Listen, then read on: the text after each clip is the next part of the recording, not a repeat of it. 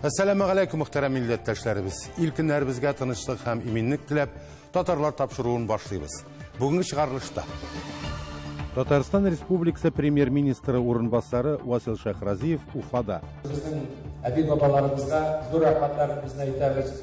O'zimiz g'ururlanib, shular deb beramiz ham bütün bo'lgan muhabbatimizni beramiz o'zimizning bolalarga ham qiziqchilarga. Eng muhimi bugungi kunda jamoat endi tinchlik. Şəxslər səhifəsi pedagog Nurgali Nadiyevға bağışlanır. Nurgali Nadiyev kebek büyük мәгърифәтчебез, büyük pedagogımızın icatın, hizmetin biz öğrenip, ana bugünkü zaman okuşuna qaytarga tiyişlibiz. Yolumuz Qabatdan Samar өлкәсе Gali avulunda. Әлеге авылда 4 мәчет, 2000-дән артык халкы бар. Мәдрәсәләре бар, мәктәпләре, балалар бакчасы. Мәскәүдә балалар хоры фестивале узды. Балаларны рухларын күтәрер өчен без шундый элемтәдә булдык, уйладык фестиваль. Ут күршебез Башкортстан бу көннәрдә республика көнен бәйрәм итә. Әлеге төбәктә миллион ярым татар яшәү мәгълүм. Алар регион үсешенә зур өлеш кертә. Тантана кысаларында көтеп алынган вакыйга күренекле милләттәшебез, халык каһарманы генерал Мингали Шаймуратовның һәйкәле ачылу. Уфада оештырылган чараларга кунак итеп Татарстан Республикасы Премьер-министры урынбасары Васил Шайхразиев чакырылды. 3 көн дәвамында Милли шура рәисе дини һәм рәсми чараларда катнашты. Тулырак хәбәрчебез Миләүшә Латыйпова репортажыннан. Эш сәфәре Бөек Ватан сугышы герое Даян Мурзин һәйкәленә чәчәкләр кую белән башланып китте. Татар егете Даян Мурзин 1921 елның 20 гыйнварында Башкортстан Республикасы Бакалы районы Иске Балыклы авылында туа. Сугыш елларында Даян Мурзин отряды танк армиясы командиры генерал Мюллерны, аннан соң генерал Власовны кулга алу буенча уңышлы операция оештыра. Даян Мурзин Чехословакияның милли герое, Чехия һәм Словакияның 15 шәһәренең мактаулы гражданины булып санала. Словакияның Злин шәһәренең үзәк мәйданы һәм аның бер урамы майор Мурзин исемен йөртә. Аннан Васил Шайхразиев Уфа шәһәрендәге Нур татар дәүләт театрына юл алды. Биредә ул милләттәшләребез белән татар халкының бөек шагыйре Габдулла Тукай һәйкәленә чәчәкләр куйды. Васил Шайхразиев балалар театр студиясының татар төркеме белән дә танышты. Биредә туган телен яраткан, белгән һәм белергә омтылган төрле яшьтәге балаларны уртак максат берләштерә. Кыска гына вакыт эчендә студия зур уңышларга да ирешкән, абруйлы конкурс фестивальләрдә җиңүләр яулый. Балалар катнашындагы спектакльләр хәтта театр репертуарына кертелеп, киң аудиторияга тәкъдим ителгән. Тумышың белән безләрне сөендердең. Хуш киләсең бу җиһанга, я Расулулла. Уфа шәһәре Нур татар дәүләт театрының зур залында Мәүлид Шәриф бәйрәме узды. Мәүлид Шәриф ул мөселманнарның улы бәйрәме. Ул Рабигул әүвәл аеның 12-нче көненә туры килә. Пәйгамбәребез Мөхәммәд галәйһиссәламның туган көне булып санала. Аллаһдан башка тәңре юк, ялгыз үзе дип кем әйтсә, җәннәткә керде дип. Бу милли дини чараларны үткәргән вакыттагы гайрәтләрендә Аллаһ Раббул Гайза әҗрләрен, савапларын, исәнлек сәламәтлекләрен насыйп итсен. Ассаламу алейкум ва рахматуллахи тааля ва баракатух. Әлеге чарада Татарстан Республикасы Премьер-министры урынбасары, Бөтендөнья татар конгрессы милли шура рәисе Васил Шайхразиев килгән кунакларны бәйрәм белән котлады һәм рәхмәт сүзләрен җиткерде. Менә шулай бүгенге көндә шулай җыелып, бер-беребезгә рәхмәтле булып, ислам динендә булган өчен зур гурурлыклар тудырып, менә ислам дигәндә без һәр вакытта да әйтәбез, ислам дине ул бәхет дине. Ул һәр вакытта да гаилә, дөнья күләми булган bütün сифатларны гына күрсәтә һәм тәлим итә торган һәм бирә торган дин. Без анда субханалла аны белән гурурланабыз. Шуңа күрә үзебезнең әби бабаларыбызга зур рәхмәтләребезне әйтәбез. Үзебез гурурланып, шулай дип беребез һәм инде бүтән булган мәхәббәтебезне бирәбез үзебезнең балаларга һәм аныкларга. Иң мөһиме бүгенге көндә җәмәгать инде тынычлык. Ләйсәнә Садретдинова, Татарлар, Уфа.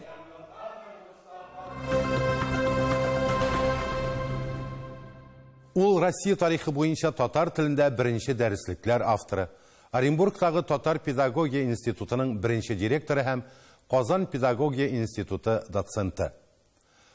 Татар җәмәгатьчелеге педагог һәм галим Нургали Надиевның 140 еллыгын билгеләп үтә. Шул уңайдан аның Шәриф Камал музеенда урнашкан мемориаль тактасына чәчәкләр куйдылар. Музейда күргәзмәсе ачылды һәм түгәрәк өстәл дә узды. Кем соң ул Нургали Надиев? Шәхесләр сәхифәсен карыйк.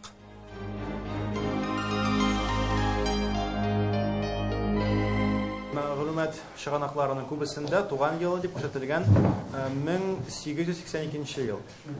Әгәр дә нәкъ менә Тәкъмин апаның мәкаләсен ачык карасак, без аны күрәбез, 1883 елның 3 гыйнварында туган дигән мәгълүматны.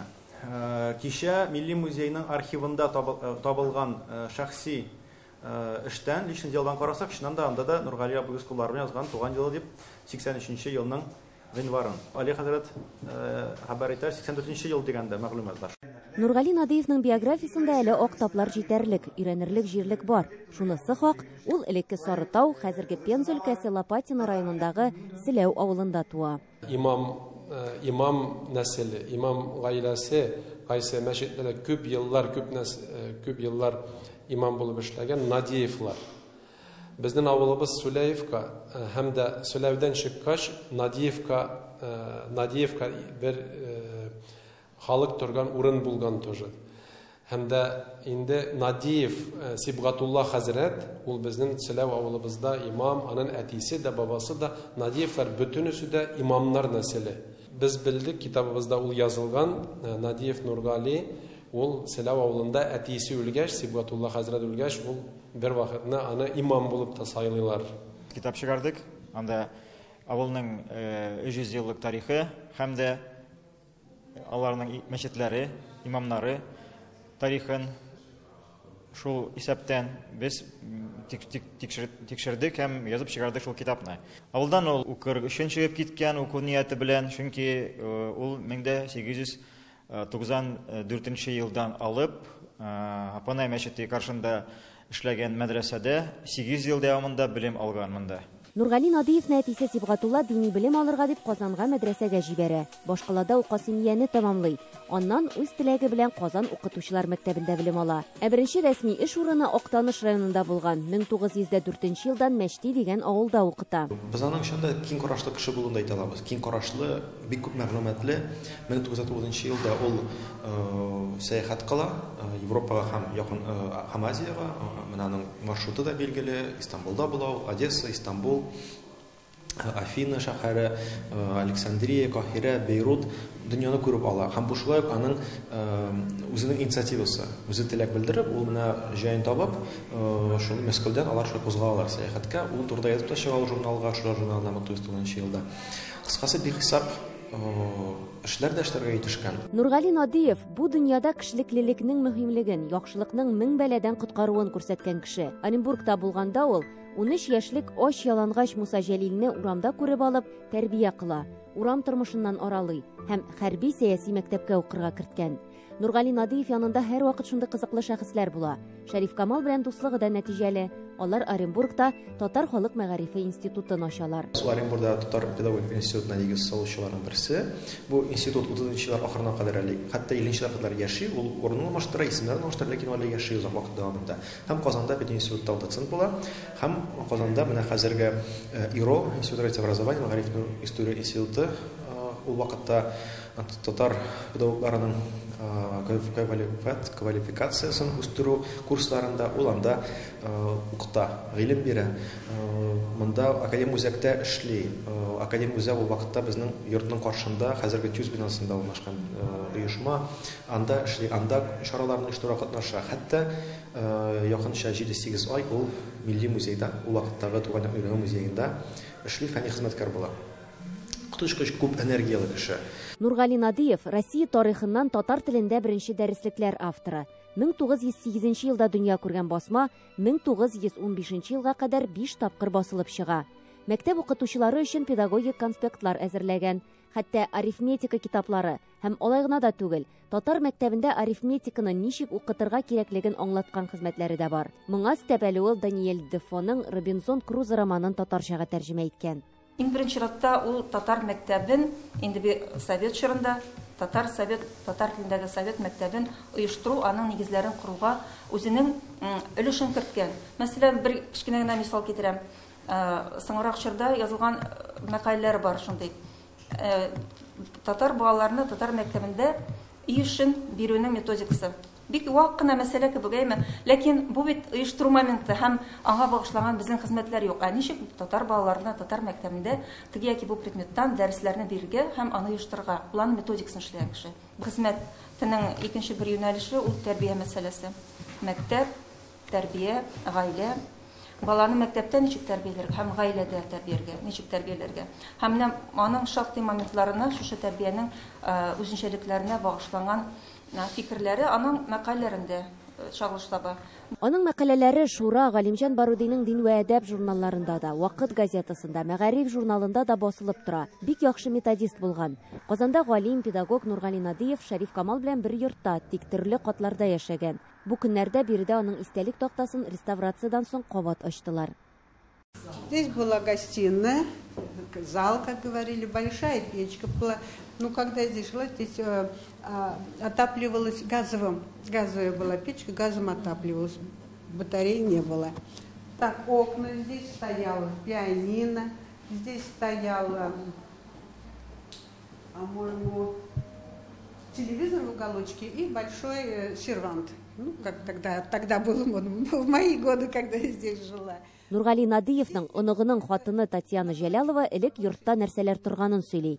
Хуҗалар бик кунакчыл була. Шушы залга бик күп кеше җыелган. Монда Салих Сәйдәшев, Хади Такташ, Муса Җәлил, гомумән мәдәният, сәнгать, фән кешеләре еш очрашкан. Очень был добрый, гостеприимный. И он сыграл какую большую роль, когда мою прабабушку, вот они, Пенза на границе с Саратовом, их раскулачили, у нее муж мулла был, раскулачили, у нее 8 детей, всех по детдомам, а ее в лагеря пилить лес в Кировскую область. Их освободили, и Нургали Абы принял ее, собрал всех детей из детдомов, сыграл вот большую роль, чтобы вот, ну, кто продолжил учебу, поэтому вот это не забывалось, потому что это были такие тяжелые минуты жизни, отчаяния. Нургали Надиевның хатыны Мөстәгъзә үзе кебек үк Пенза өлкәсеннән, күрше Устюза авылыннан була. Атаклы имамнар, Яраевлар нәселеннән. Я помню старшего сына Назыф Абый, еще застала его, конечно, живым. Затем идет Рустам Абый, потом идет Сюмбике Апа, это все его дети. Затем идет Гефиат Апа, потом идет Клара Нургалиевна и последняя моя мама. Вот. Очень его любила предпоследняя Клара Нургалиевна. Все дети любили, но она прям почитала его настолько, она берегла его архив, вот сберегла то, что вы сейчас вот здесь видите, это все ее заслуга, все вот эти ее сбережения, вот, и все это передано, конечно, музеям. Балаларының күбесе әтисенең юлын дәвам итә. Мәгариф өлкәсен укытучылыкны сайлый. Галим укытучы Нургали Надиев 58 яшендә вафат була. Аның исеме Татар энциклопедиясенә дә кертелгән. Татар мәгарифе турында язган, сөйләгән очракта искә алмый калмыйлар. Инде галим турында китаплар язарга, хезмәтләрен кайтарырга да вакыт җиткәндер. Илвира Хөснетдинова, Татарлар, Казан. Хөрмәтле тамашачылар, сез Татарлар тапшыруын карыйсыз. Программабызның икенче өлешендә. Юлыбыз Кабаттан Самар өлкәсе Гали авылына. Әлеге авылда 4 мәчет, 2000-нән артык халкы бар. Мәдрәсәләре бар, мәктәпләре, балалар бакчасы. Мәскәүдә балалар хоры фестивале узды. Балаларны рухларын күтәрер өчен без шундый элемтәдә булдык, уйладык фестиваль. Самара өлкәсе Гали авылы хакында белмәгән татар сирәктер мөгаен. Ул бөтен дөньяга үзенең данын 2010 елда беренче бөтен Россия авыл сабан туен гөрләтүдән башлады дисәк, ялгыш булмас. Моның өчен билгеле без шушы авыл халкының әйдәп баручыларына рәхмәтле. Шуларның берсе Расих Латыпов. Аның исеме мәңге халык күңелендә. Бүген ничек яшисең Гали авылы? Нинди вакыйгалар дулкынында кайный? Үткәннәрне ничек барлый? Ләйсәнә Садретдинова репортажында.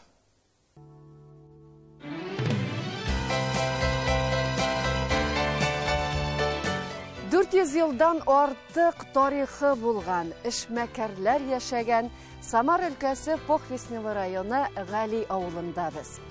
Әлеге авылда 4 мәчет, 2000-нән артык халкы бар. Мәдрәсәләре бар, мәктәпләре, балалар бакчасы. Гомумән бу авыл гөрләп яши. Гали авылы турында менә шушында илгәре чукындырга килгән тәре таратып йөргән вакытларда минем бабамның атасы Латиф бабай шушыларны чукындырга кулына пычак тотып, чалгы пычакты бик дастыгын кычкыра килеп, бу нигә кычкыра, сезне соярга килә дип әйтте ди. Шушыннан тәрәзәдән чыгып качалар. Тәрәнейләр атларына утырып тәрә тиягән киләренә. Шушы авылда әлхәмдүлиллаһи раббил галәмин. Шул заманнан бирле мәчетләр эшләп тора. Менә соңгы 30 елларда мәдрәсәләрдә эшләп торды. Әлдә менә әлхәмдүлиллаһи раббил галәмин. Мәчетләргә йөрибез, 5 вакыт намазны укып торабыз. Аллаһ Тәгалә кабул итсен. Соңгы вакытларда хәтлек бездән соңгы балалары киләсеннәр дә Аллаһка сәҗдә кылышлар дигән сәма куатчы булып. Артыбыздан дугачлар булсыннар, я Рабби, Раббим Аллаһ кайым. Менә шулай ләтән әйркем тормышлар шулай бара. Шулай инде безнең үзебез генә түгел, балаларыбызның барады. Аллаһка сәҗдә кылышлар дигән сәма куатчы булып, артыбыздан дугачлар булсыннар, амин я Рабби. Рәхмәт. Авылыбыз бик борынгы. Һәм дини. Монда безнең динне китерүче Мурат бабкай. Ул Мурат бабкай монда 1750 еллардан истәрәк торган инде. Ул иң беренче оештыручы да булып чыкты әле. Болгар иленә сәяхәтне оештырган 1100-дән артыграк кешене җыеп алып барган булган хәрабәләр янына. Менә шуңа күрә без аның белән горурланабыз. Аның чишмәсе дә бар. Менә ул Бабкай чишмәсе. Гали авылына килеп, Бабкай чишмәсенең суын татып карамыйча ярамый. Чынлап та бу чишмә турында бик күп легендалар йөри. Иң мөһиме, ул авыл өчен бик кадерле изге җир. Илгәре менә без бәләкәй чактан ишетеп килә идек, бер легенда, яшь кыз баласы курайган булган. Менә именно шушы Мурат Бабкай чишмәсенең суы белән юып күзе ачылган дип. Ә менә хәзер инде инәкәй 90 яшендә ул свидетель событий безнең Шулпан урамында тора иде. Халидә Манашева, Хайдар абый Манашев белән бер баласы туар алдында сукырая, дымсукыр булып, менә шушы Бабкай чишмәсенең суы белән диләр инде күзе ачыла, киредән күрә башлый. Бусы чын булган хак хәл. Без бит моны Суфия белән шушы безнең әле истиясалмаган, балалар белән килеп проектлар ясап, менә шушыны тизекләндердек балалар белән. Йөрдек районга, без әйтәбез, эшләтик әле, менә суны йөреп ябар. Монда болоты бит. Сазлык. Алар эшләмәде, үзебезнең эшмәкәрләребез язадылар да куйдылар. Чип-чиста су булды. 37 елны бу чишмәне бульдозер белән каплап, биш ана тигеләрек ашалар бүтән чишмә. Теге сасы бу. Теге сасы ашылмый бетә инде, зато хайп. Ябыла. Бу шушы бульдозерлар белән никкән җирдән яңадан бәреп чыгып ага башлый. Без менә аның анализын алдык балалар белән. Беләсезме, Земзем чишмәсеннән 2 компонент аерылып тора. Әзгенә калыша. Әзгенә. Әйе, менә шулай Мурат Бабкай чишмәсе нинди генә каршылыклар килмәсен шилтерә баккан кебек, Гали авылы да гөрләп яшәвен дәвам итә. Инде алда әйтелгәнчә бу эшмәкәрләр авылы. Һәр гаилә диярлек теплицалар тота, кыяр, помидор, суган үстерәләр, саталар. Үз эшләрен ныклап җәелдергән эшмәкәрләр дә байтак. Шуларның берсе Камил Исхаков. Минем хуҗалык 12нче елда, 2003 елда башланган инде. Но зур иттереп эшли башладым инде 2010-12 елда инде. Бүгенге көн 3000 гектар җир эшләнелә. 300 баш савым сыеры, менә атлар күрәсез бит инде. Шо Атларыбыз ниндиләр? Төркемне атлар, булар рысаклар, ипподромнарга йөриләр. Уфа, Оренбург, Ульяновск чабалар. Җиңәләр Аллаһка шөкер. Ниләр? 12. Яратам мин атларны бәләкәй чактан. Мен бар. Менә дә килеп утырам. Шушлар белән сөйләшеп утырасың, ашатасың. Камил менә аңлавыгызча сез менә авылның үсешенә дә ярдәм итәсезләр. Итәбез, Аллаһка шөкер. Бар бит. Ходай безгә ни өчен бирә? Бу эш өчен бирә. Кая без бит бөтен акчаны эшләп алып китеп булмый. Ала ярдәм итәргә, халыкка, авылга ярдәм итәргә булышырга. Нәрсә итәрсезме? Bizning atay, yatkay, inakay bek aqllı neleri. Al balalar bir qaşan ko'rshalaringizga nelarga yo'q deb aytmagiz, bo'lishig'iz, ne bitgan ipi sirab kirishi bo'lsa, yo'q deb aytmagiz. Mana yong'oqni bitganiga bit hay bo'ladi. Bizning shu ata-onalarga bek zo'r rahmat. Ular o'rgatdi bizni shuni. Men de balalarga shuni aytaman. Balalarga aytaman. Bir kishiga yo'q deb aytmagiz. Рейсана Садырдинова, татарлар Гали авылы, Похвеснево районы, Самара өлкәсе. Көзге моңсулыкка бирешмик. Шул девиз белән Мәскәүдә балалар хор фестивале узды. Әлеге бәйрәмдә 150дән артык сәләтле бала катнашты. Мәскәү милли мәдәни үзәге тарихында мондый хор фестивале беренче тапкыр уза. Бу чара Идел буе Болгар дәүләтендә ислам дине кабул ителүгә 1100 ел тулуга багышланган. Алдагы язманы карыйк. Бисмиллахир-рахманир-рахим. Җиһанда син бар. Бар халкым, динем, шөкер. Без исән кудрәтеңнән, без имле рәхмәтеңнән. Я Аллам, Худам сорыймын, халкымны үзең якла. Илемә тыныч еллар бир, афәттән Худам сакла. Бәхтияр Җаббаров камера алдында үзен иркен тота. Сәхнәдә дә дулкынланмыйча, илһамланып шигырьләр укый ул. Менә шундый яшь һәм сәләтле Мәскәү шәһәренең татар мәдәни үзәге кунаклары. Бу көннәрдә Баш кала балалар хор фестивален уздыру урынына әверелде.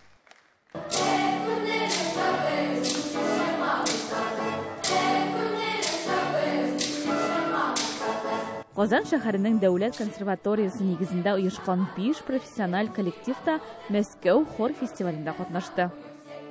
Мин хорның солисты, минем яраткан җырларым бөтенесе дә һәм, ләкин иң җылы һәм иң якын йөрәкле ай булбылым. Фестиваль катнашучылары сәхнәдә чыгыш ясап кына калмыйча, шәһәр буйлап экскурсияләргә дә йөреп өлгерде. Бу шәһәр бик матур. Мәскәү шәһәренең зоопаркында булдык. Кремльдә әлбәттә. Безгә бик ошады.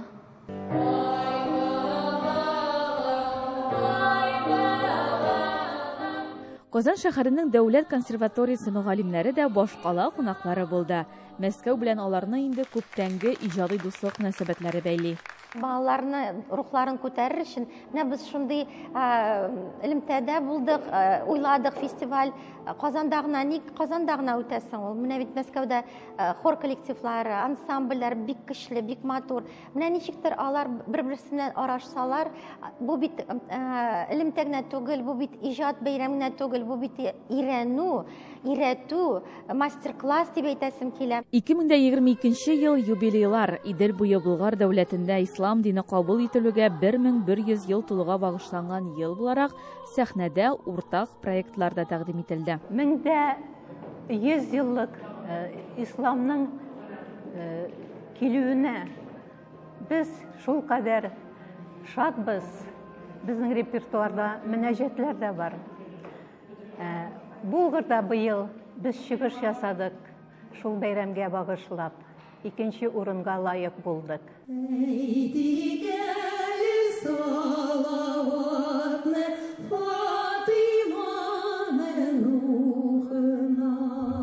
Мәскәү шәһәре татар мәдәни үзәгендә узган балаларның иҗади бәйрәме Баш каланың быелгы алтын көзенең матур бер бизәге дип әйтсәң ялгыш булмас. Алия Садыкова, Дина Газалиева, Татарлар, Мәскәү.